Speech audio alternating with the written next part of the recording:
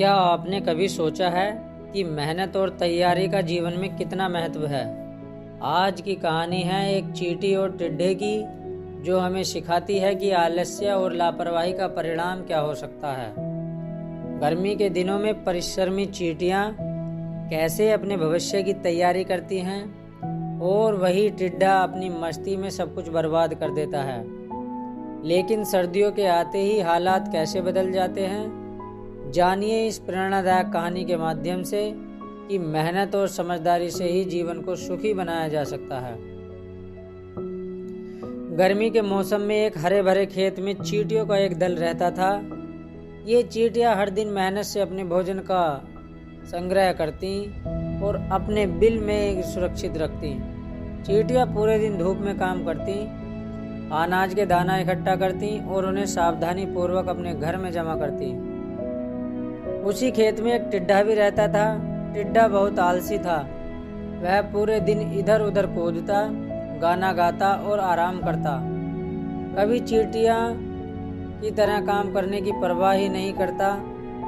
जब चींटियां उससे कहती कि वह भी भोजन जमा कर ले, तो वह मजाक में कहता, अरे अभी तो गर्मी का मौसम है, चारों तरफ खाना ही खाना है, सर्दियों की चिंता क्यों करूं। चींटियां उसकी बातों को नज़रअंदाज करती और अपने काम में जुटी रहती। गर्मी का मौसम धीरे धीरे खत्म हुआ और सर्दियों का आगमन हुआ। अब चारों तरफ बर्फ गिरने लगी थी, पेड़ पौधे सूख चुके थे और कहीं भी खाने को कुछ नहीं मिल रहा था। चींटियां अपने घर में सुरक्षित थीं। उनके पास ढेर सारा खाना जमा था, जिसे उन्होंने गर्मी के दिनों में मेहनत से जुटाया था।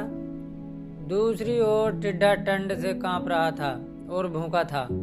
उसने सारा गर्मी का मौसम गाने और आराम करने में बर्बाद कर दिया था। अब उसके पास खाने के लिए कुछ भी नहीं था।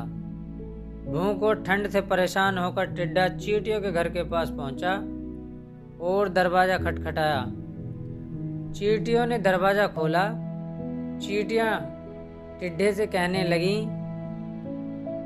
यहाँ क्या करने आए हो? टिड्डा चींटियों से कहने लगा, मुझे भूख लगी है, क्या तुम मुझे थोड़ा खाना दे सकती हो? मैं सर्दी में मर जाऊंगा। चींटियों ने पूछा, गर्मी के मौसम में तुमने भोजन क्यों नहीं जमा किया? टिड्डा शर्मिंदा होकर बोला, मैंने गर्मी के दिनों में गाने और मस्ती करने में समय बर्बाद कर दिया।